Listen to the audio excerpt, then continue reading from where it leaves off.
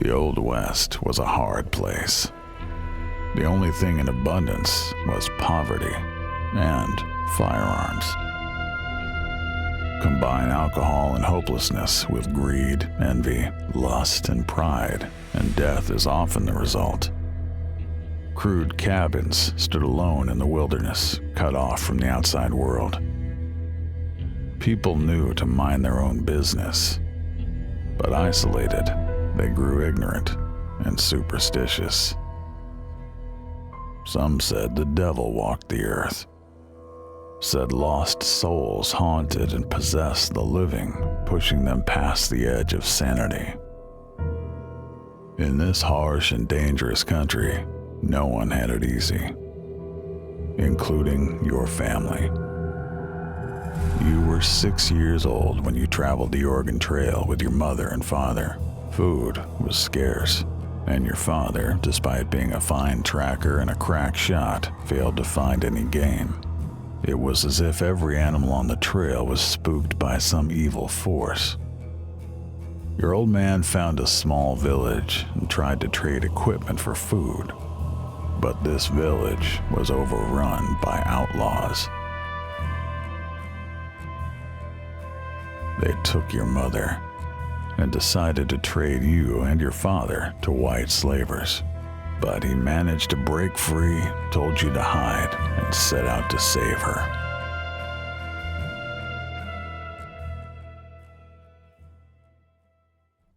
Hello, and welcome to episode 17 of A Pile of Shame, the Backlog logs, the Juji chapters.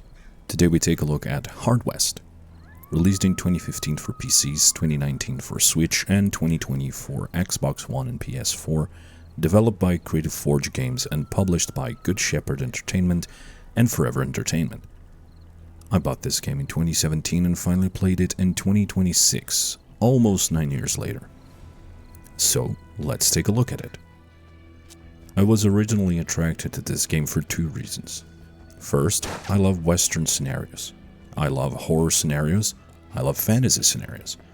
And mixing all three of those, we have a very cool scenario, which is one of my favorites. I will never not be interested in Weird West, as it is commonly known. Second, I had just finished playing Shadowrun Returns, which combat system is similar to Hard West's turn-based strategy system. There are differences, but I really enjoyed this kind of simple yet careful type of combat mechanics. As with other games, I played it when I bought it, but left it. To be honest, I tried playing this while streaming on Twitch, but I was a bit worried the viewers were not very interested in it as much as I was, so I abandoned it after a 1-2 hour session. This time I went through to the end and even tried the DLC, so I have a better idea of the game overall. Well, let's start with the story, or in this case, scenarios. This game has oodles of interesting and captivating scenarios to go through. They aren't long by any means, but the variety is very cool. The main story follows Warren and his father from their disastrous attempt at the Oregon Trail, as it ends, like most times, with bad blood and them giving up. And somehow the story ends with both of them invading purgatory for different reasons, after separating at a certain point early in the story. You end up playing as both separately and have different scenarios that end up meeting together in the end, but I am not one for spoilers, so if you want to know how we get from the Oregon Trail to invading purgatory, you're gonna have to play the game yourself. There is a prelude to the story where you play as one of the opponents in Warren's scenario, and you get the villain's origin story, which is very well paced and shows great potential. But the ending left me hanging a little bit, even after I finished the main story. The connection between the scenarios is there, but it's not clear as I would like. Not enough denouement for my liking. After that, parallel to Warren's scenario, there are 3 connected scenarios, one leading to the next. Delir was nervous and thought about fleeing. Then 3 massive Pinkertons appeared. Each introduced himself in turn, but all 3 had the same name, Mr. Persons. First is Solomon Delir's scenario, where he is investigating and trying to solve the problem of mass insanity plaguing an area of the country. It's very cool, especially since you get the help from 3 Pinkerton agents, all with the surname Persons, which is very creepy, honestly. Grand Inquisitor Cervantes and his trusted lieutenant Joaquin Perez saw the armed guards and knew this was no simple farm. Following that, there is Inquisitor Gabriel de Cervantes' scenario, and to him I say, go fuck yourself, you slime Inquisitor. I hate that guy, but I love the fact the game puts you in charge of a villainous figure from beginning to end. The last scenario of the parallel story follows one Cassandra Lee Snowden. 2 men would save Cassandra and set her free. But first, they needed to distract the mob. Who has weird powers and wants to get rid of them. If I go into more detail than that, I risk giving away plot important points, and I think this is a game better experienced than told. That said, the gameplay may not be to everyone's liking. As I said before, the combat system is what drew me into the game. The tutorial level covers everything you need to know very quickly, and from there on, you're ready to get your hands dirty. It's a turn-based tactical game where you have 2 actions per character in your posse, and you can take 1 or 2 of several actions, including moving, shooting, reloading, using special gun attacks, items, and skills. There is a simple cover system that is well explained, and the game is very direct with it from start to finish, leaving no room for doubt. You have no cover, where you get full damage from weapons, half cover, where you get a reduction of about, I think, half, and full cover, where you get a reduction of, if I remember correctly, a third.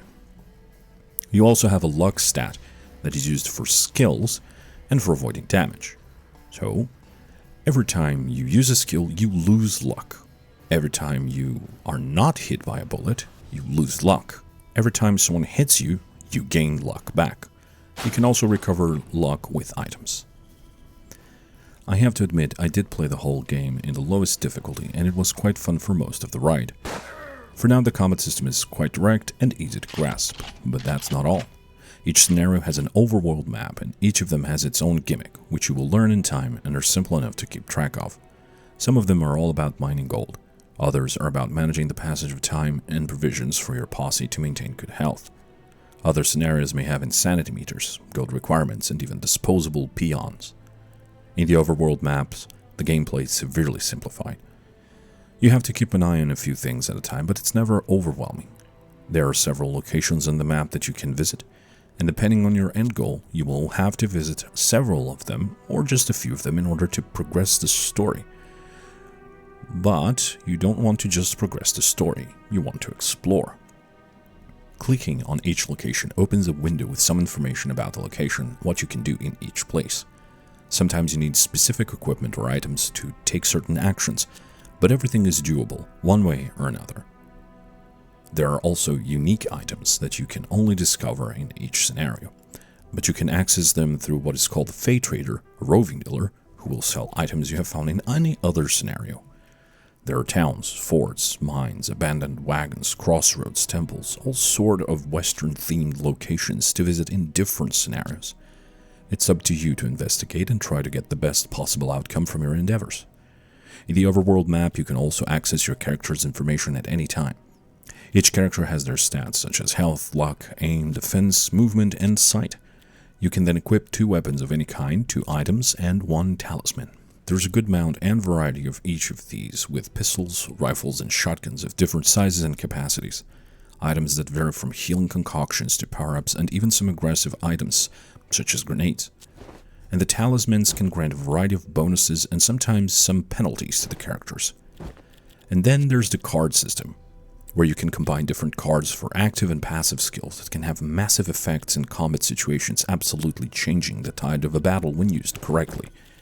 Which I never did because I forgot the weird part of Weird West. As far as the sounds of the game go, they are nice and sweet. The background music fits the tone of the game perfectly, with some eerie songs in calm moments and downright exciting tunes during battles. The sound effects from gunshots to death knells are pure bliss. In the main campaign, only one voice is heard throughout, Death, who narrates the events of the story. In the DLC, there are more voices, and they're very well acted and mixed. Whoever made the sounds of this game deserves a chef's kiss. That said, not everything that glitters is gold, and there were some technical issues I encountered in the game. Minor things were misspelled words, missing words, or just jumbled words, but they were minor distractions overall. One game-breaking issue was when I would order one of the characters to move, and they would just start hobbling in place infinitely. I had to restart the match at that point, and I can't say for sure why this happens. Sometimes they would move, start hobbling, and stand still, ending their turns. But sometimes they would just move, start hobbling, and just pace back and forth infinitely. And then there were instances where the game just wouldn't load, and I had to close the game.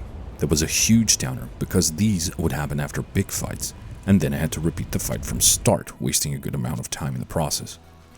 Another minor issue was the volume of one specific line during the DLC, which is way louder than the rest of the lines for some reason. The final keg was now secured. We made quite a capable team. All that remained was the unfortunate business of eliminating the witnesses. So let's talk about the DLC. The DLC is cool. It's a completely different story. It's a Weird West version of Frankenstein or the modern Prometheus, which in this case I guess it's Western Prometheus. You play mostly as Liberty, a woman who was turned into a creature, much like the one made by Dr. Frankenstein, with bits and pieces of other people and animals to create a new living creature. These modifications, however, come at the cost of rapid decay and must be kept fresh as much as possible. The story's cool, the scenario changes quickly, and you end up controlling the Prometheus in question, Dr. Aldous Gorman, for a part of it, but you mostly play as Liberty. I, however, did not yet finish the DLC because the game crashed, wasting about 2 hours of gameplay. Some of it is my fault. I was at a hard level to properly pass without losing any members of my posse, so I kept restarting. And after 2 grueling hours of trying and retrying, I finally managed to get the desired result, only for the game to crash on me, rendering those 2 hours of my time moot. Needless to say, I rage quit and let it go. They knew you were coming. One last thing. I say that I played the game in the easier mode, but the game offers more than just difficulty levels. It also has 2 optional modes to activate. Injuries, where your character gets permanent injuries but may receive bonuses over time from them. And Iron Man mode, where if one of the essential characters of the scenario dies, you have to start not only the last mission, but the entire scenario from scratch. So if you're a masochist, try that. Overall, Hard West is a great turn-based, tactical Western game, and worthy of your time if you enjoy that type of game and Weird West scenarios. It's a great game, and I will definitely play more of it in harder difficulties to try and get all the talismans in the game. Maybe even try the injuries mode.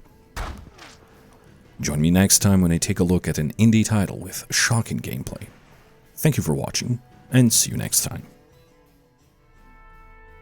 You lost everything, became an outlaw on the run, but you still had Florence, the love of your life.